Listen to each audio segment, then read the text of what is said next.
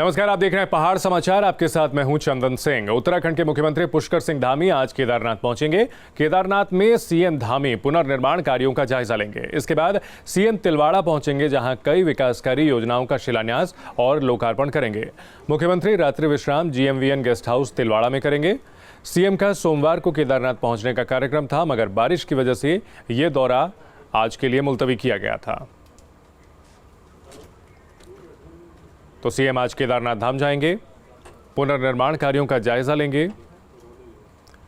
सोमवार को केदारनाथ जाने का कार्यक्रम था, लेकिन कार्यक्रम एक दिन के लिए टालना पड़ा था और आज पुनर्निर्माण कार्य का जायजा लेंगे। साल 2013 में आई आपदा की वजह से केदारनाथ धाम में भारी तबाही मची थी और उसके बाद से पुनर्निर्माण कार्य चल रहा है।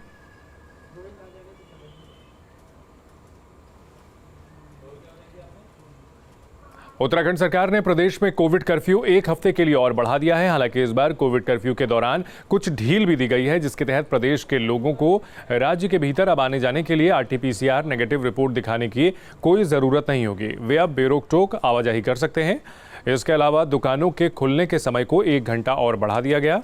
अब दुकानें सुबह 8 बजे से रात के 9 बजे तक खुल सकेंगे। कोविड कर्फ्यू की मियाद एक और हफ्ते के लिए बढ़ाने का निर्णय लिया गया, जिसमें काफ़ी छूटें हम लोगों ने दी हैं। जिसमें सबसे विशेष छूट ये है कि जो राज्य में आवाजाही में मैदान से पहाड़ी जनपदों में जाने के लिए RT-PCR एंटीजन या रैपिड टेस्ट का एक कंपल्सन था, उसे समाप्त कर दिया गया। अब राज्य के अंदर राज्यवासी बिना किसी रोक टोक के आवागमन कर सकते हैं।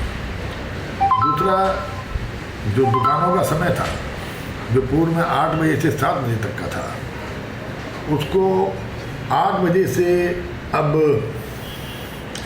9 बजे शाम तक करने का निर्णय लिया गया। अब प्रातः 8 बजे से 9 बजे तक दुकानें, प्रतिष्ठान खुले रहेंगे। इसके अलावा कोविड कर्फ्यू के गाइडलाइंस में बड़ी बात यह भी है कि इस बार सिनेमा हॉल, मल्टीप्लेक्सेस खोलने की अनुमति दी गई है और मल्टीप्लेक्स मालिकों के लिए अच्छी खबर है। तो वहीं जो लोग फ्लाइट के जरिए दूसरे राज्यों के लिए आ रहे हैं, उनको वैक्सीन की दोनों डोज लगाने का सर्टिफिकेट दिखाना होगा। तीसरा, जो हवाई मार्ग से जो यात्री आ रहे हैं, उन पर अगर उन्होंने दोनों वैक्सीन लगा दी हैं, तो दोनों वैक्सीन लगाने के वाले यात्री को राज्य में आने की अनुमति दी जाएगी। तीसरा, जो हमारे वाटर पार्क्स वगैरह थे और जो हमारे मल्टीप्लेक्स हैं, जो पूरी तरह प्रतिबंधित थे, 50% कैपेसिटी तक उन्हें खोलने का निर्णय लिया गया। 50% कैपेसिटी तक जो हमारे वाटर पार्क्स हैं और जो हमारे मल्टीप्लेक्स हैं, वो खोले जा सकते हैं। बाकी जो निर्णय पूर्व में लिए गए थे, वो यथावत रहे। बागेश्वर में प्रभारी मंत्री रेखा आर्या ने जिला कार्यालय पहुंचकर कार्य समिति की बैठक ली और सभी से 2022 के चुनाव में जुटने का आह्वान किया। इस दौरान प्रदेश सचिव BJP सुरेश भट्ट मौजूद रहे। बैठक में मिशन 2022 के लिए एकजुटता की अपील की गई। पार्टी कार्यकर्ताओं से केंद्र और राज्य सरकार की जन कल्याणकारी नीतियों को गांव-गांव तक पहुंचाने को कहा गया और चुनाव जीतने का मंत्र दिया गया।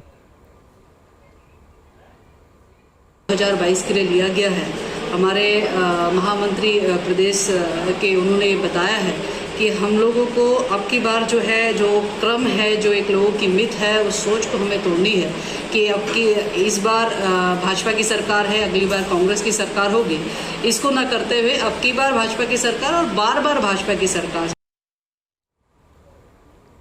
रुद्रप्रयाग में पूर्व मुख्यमंत्री त्रिवेंद्र सिंह रावत ने सावन के पहले सोमवार को तुंगनाथ धाम पैदल जाकर प्रदेश की समृद्धि की कामना की। मूसलाधार बारिश में पैदल तुंगनाथ धाम पहुंचने के बाद तुंगनाथपुरी में त्रिवेंद्र ने मत्था टेका। कोरोना संक्रमण के कारण त्रिवेंद्र पूजा अर्चना और अभिषेक नहीं कर पाए। पूर्व मुख्यमंत्री के तुंगनाथ घाटी आने पर विभिन्न ग्राम पंचायतों के पंचायत प्रतिनिधियों ने उन्हें अपनी समस्याओं के ज्ञापन का पुलिंदा सौंपा। तुमको आना होगा।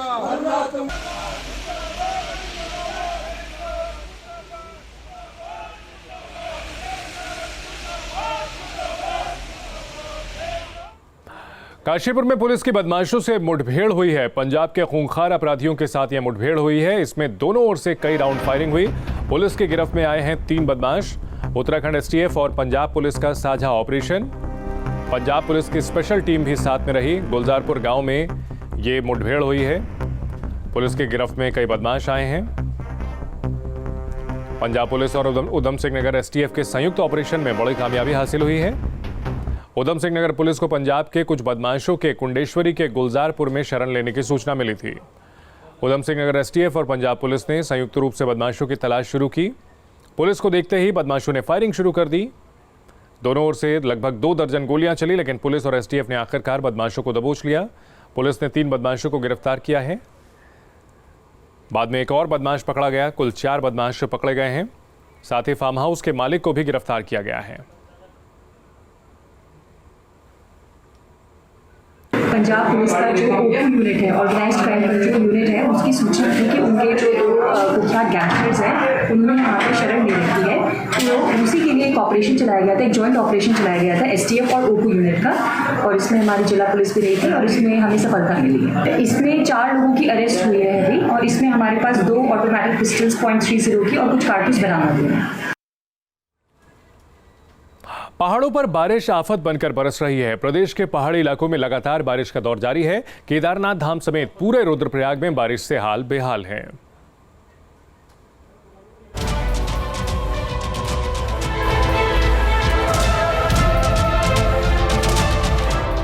केदारनाथ धाम में जोरदार बारिश। भारी बारिश की वजह से पुनर्निर्माण कार्य बंद। बद्रीनाथ हाईवे पर सिरोबगड़ और नरकोटा में आया मलबा। हाईवे बंद होने से दोनों तरफ लगी गाड़ियों की लंबी कतार। केदारनाथ हाईवे के पास भी हुआ लैंडस्लाइड। मलबा आने से चिरबटिया में मयाली घनसाली लिंक मोटर मार्ग बंद। पहाड़ों में बारिश की वजह से नदियों का जलस्तर बढ़ा। अलकनंदा और मंदाकिनी नदी में आया उफान। नदी में आए सैलाब की ये तस्वीरें रुद्रप्रयाग की हैं। अलकनंदा में आए सैलाब में भगवान शिव की मूर्ति जलमग्न हो चुकी है। केदारनाथ धाम समेत पूरे रुद्रप्रयाग में लगातार बारिश का दौर जारी है। केदार नगरी कोहरे से घिरी नजर आ रही है।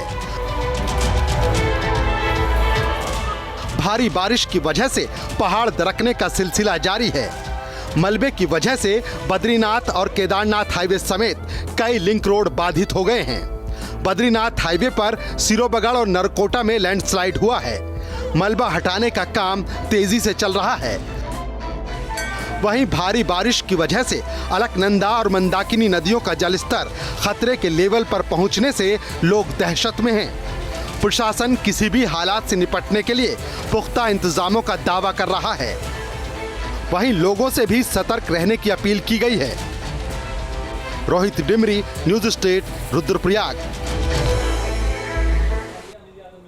रुद्रप्रयाग में हो रही बारिश से जहां आम जनजीवन प्रभावित हो गया, वहीं अब भूस्खलन का दौर भी शुरू हो गया है। ऋषिकेश बद्रीनाथ हाईवे रुद्रप्रयाग और श्रीनगर के बीच सिरोबगड़ में सुबह से बंद है। यहां पर पहाड़ी से लगातार मलबा और बोल्डर गिर रहे हैं। देर रात से हुई बारिश से हाईवे पर भूस्खलन हुआ, जिनसे दुर्घटना का खतरा बना हुआ है। यहां पर हाईवे को साफ करने के लिए 2 बड़ी मशीनों को लगाया गया है, लेकिन बार बार पहाड़ी टूटने से आवाजाही शुरू नहीं हो पा रही है। तस्वीरों में भी देख सकते हैं कि किस प्रकार पहाड़ी से मलबे और बोल्डरों की बरसात हो रही है। हाईवे किनारे कई टूरिस्ट और स्थानीय लोग फंसे हुए हैं।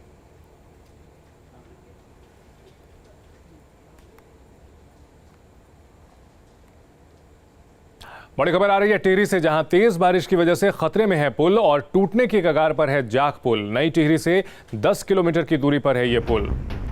तेज बारिश की वजह से पुल के साथ सटा हुआ इलाका खतरे की चपेट में आ चुका है।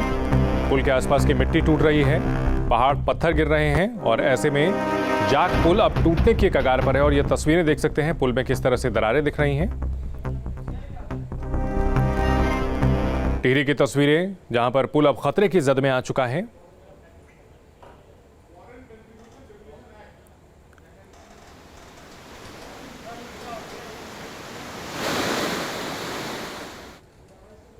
हल्द्वानी में भारी बरसात के चलते रानीबाग पुल की सड़क क्षतिग्रस्त होकर खाई में समा गई, जिसकी वजह से लोगों को परेशानी का सामना करना पड़ा। ऐसे में प्रशासन ने सड़क पर आवागमन को रोक दिया है और आने वाले सभी वाहनों को बीरभट्टी की तरफ से पहाड़ के तमाम जनपदों को भेजा जा रहा है। एसडीएम हल्द्वानी ने बताया कि विभागीय अधिकारियों के साथ तालमेल बनाकर काम किया जा रहा है। बहुत धीमी गति है काम होने के कारण। तो कहते हैं इन्होंने खुदाई उदाई भी ज़्यादा कर दी इसमें कुछ। खुदाई ज़्यादा होने के कारण पुल को संकट पैदा हो गया है, जिस वजह से पुल आज कहते हैं खतरे के उसमें आ गया, जद में आ गया है।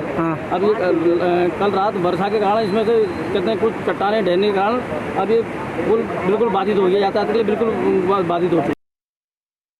देखिए, मुझे अभी आपके माध्यम से जानकारी मिली है कि जो पुल का रिटर्निंग वॉल है वो क्षतिग्रस्त हो गया है बारिश के कारण। तो मेरे द्वारा इसमें तत्काल जो संबंधित अधिकारी हैं, एक्सीडेंट्स हैं, उनसे बात की जाएगी। और चूँकि ये मुख्य मार्ग है, वाले भीमताल को जाने वाला एक मुख्य मार्ग है और इस पर ट्रैफिक का लोड बहुत रहता है, तो इसको तत्काल ठीक करने के निर्देश दिए जाए। अभी जो हमारे राजस्व अधिकारी हैं वो अपने अपने क्षेत्रों में लगातार जनप्रतिनिधियों को लोगों से संपर्क बनाए रखें। रुकेंगे एक छोटे से ब्रेक के लिए। पहाड़ समाचार में खबरों का सिलसिला जारी है। ब्रेक के बाद आपका स्वागत है। लक्सर में देर रात से हो रही बारिश से खानपुर के दल्लावाला गांव में एक मकान गिर गया। हादसे में एक शख्स गंभीर रूप से घायल हो गया। इसके बाद उसे हायर सेंटर रेफर कर दिया गया। मौके पर पहुंचा पुलिस बल राहत और बचाव के कार्य में जुटा है।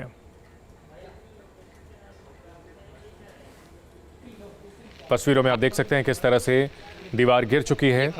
हर तरफ यहाँ पर तबाही का मंजर देखने को मिल रहा है। सर जी हम कह रहे हैं लोगों की जिंदगी अस्त व्यस्त हो गई है। भारी बारिश की वजह से लक्सर में लोगों के आशियाने दरक रहे हैं, दीवारें टूट रही हैं, घरों में पानी घुस रहा है। ये खाट टूट गई जी। लगातार हो रही भारी बारिश के बाद मसूरी में कई जगह लगातार भूस्खलन हो रहा है, जिसके चलते आवाजाही प्रभावित हुई है। भूस्खलन के बाद रास्ते बंद हो गए। रास्तों को जेसीबी के जरिए खोला जा रहा है। यही नहीं, गलोगी पावर हाउस के पास पहाड़ी से लगातार मलबा और बोल्डर आने से हादसे का खतरा बना हुआ है। गौरतलब है कि इस रास्ते के चौड़ीकरण के नाम पर बड़े बड़े पहाड़ों को काटा गया है, जिससे लगातार मलबा गिर रहा है। पहाड़ में हो रही समस्या पर समाजसेवी पंडित मनीष गोनियाल का कहना है कि सरकार ने जल्द ही अगर कोई कदम नहीं उठाया तो वे धरना प्रदर्शन करेंगे। और उसमें मैंने वहाँ धरना प्रदर्शन भी करा और उसमें धरना प्रदर्शन के बाद मैंने एसडीएम के माध्यम से मुख्यमंत्री को भी ज्ञापन सौंपा, लोग सांसद को भी ज्ञापन सौंपा और उनकी अनदेखी रही। इस बार भी अनदेखी रही और विधायक की हर बार घोषणाएं रही, खाली सुर्खियों में छाने के लिए रहे विधायक जी। और उन्होंने ये घोषणा कर दी 1 महीने में इसका ट्रीटमेंट हो जाएगा, पर उन्होंने भी अनदेखी करी है। बरसात शुरू हो गई है और काफ़ी जगह यहाँ भूस्खलन हो रहा है और पर्यटक इतने उसमें आ रहे हैं, भारी संख्या में आ रहे हैं पर्यटक। कल के डेट में कोई दुर्घटना भी घट सकती है, तो इसकी जिम्मेदारी कौन लेगा? इसकी जिम्मेदारी सरकार लेगी या लोक निर्माण लेगा या क्षेत्र जनप्रतिनिधि लेगा? सरोवर नगरी नैनीताल में तेज बारिश से स्थानीय लोगों और पर्यटकों को भारी परेशानियों का सामना करना पड़ा। सैलानी छाता लगाकर घूमते दिखे। वैसे तो पूरे उत्तराखंड में बारिश का सिलसिला जारी है और मौसम विभाग की भी भविष्यवाणी सटीक साबित हो रही है।